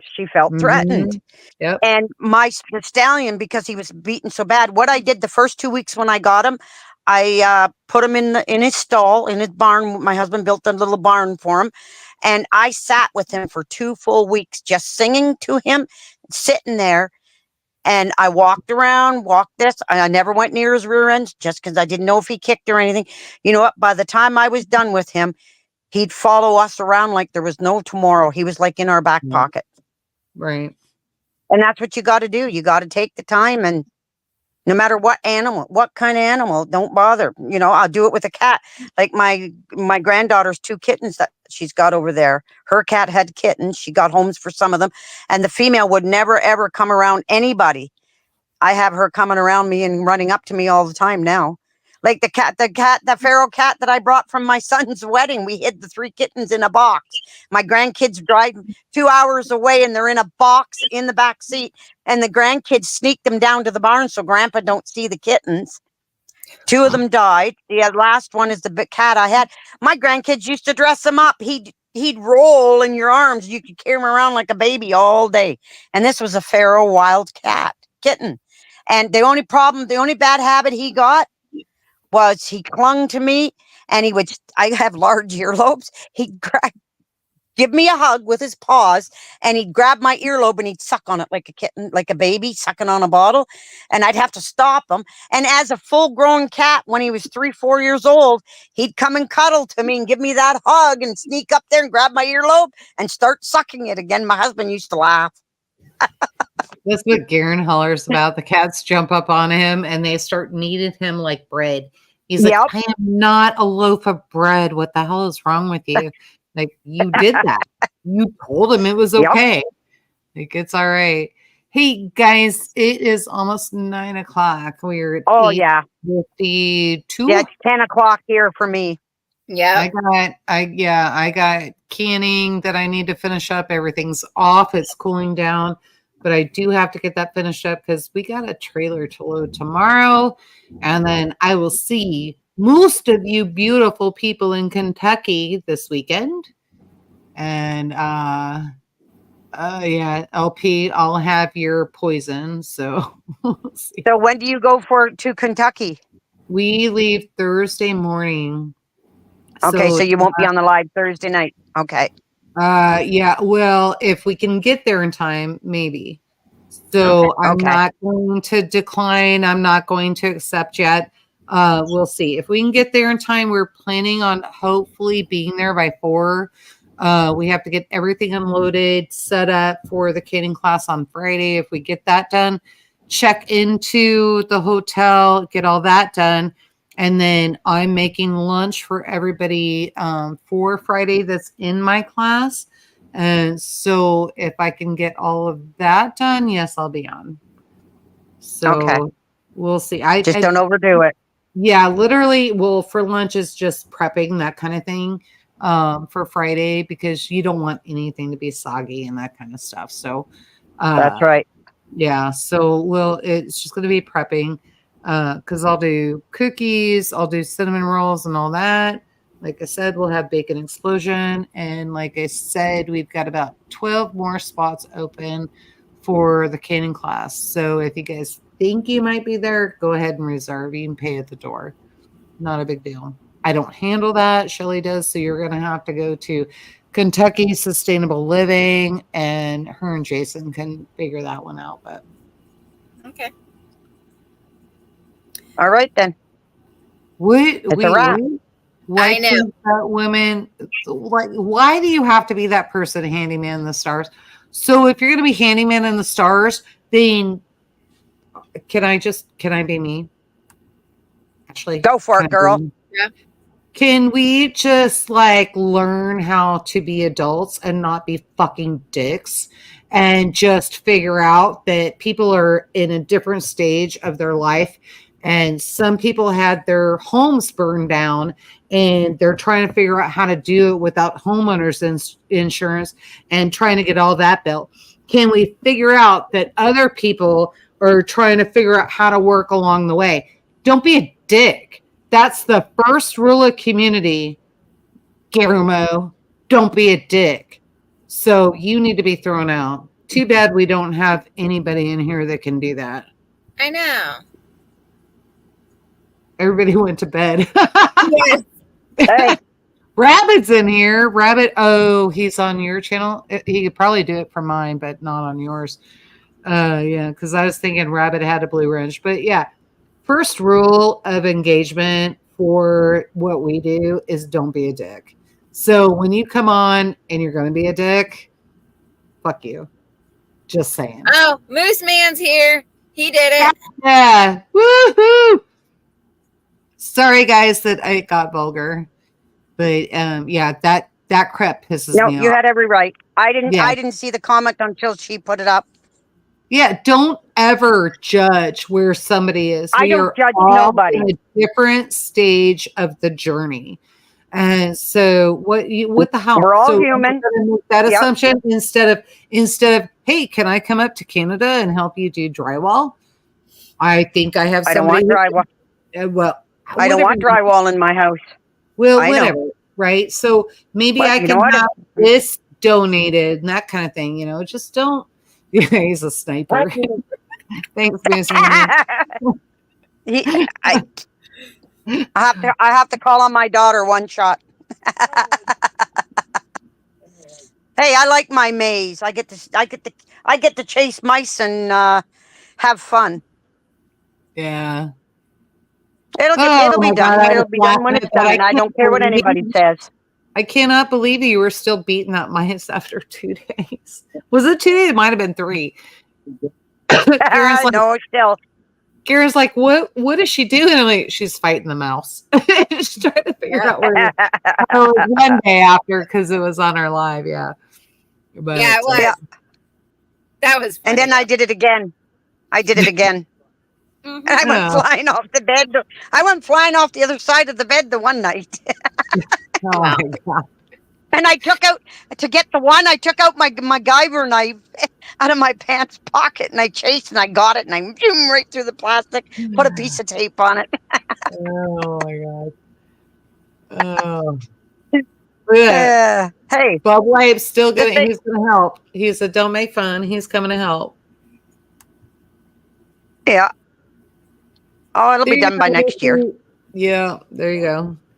So anyway, you guys all have a good night. Everybody in chat, stay safe, take care, and don't pick up money.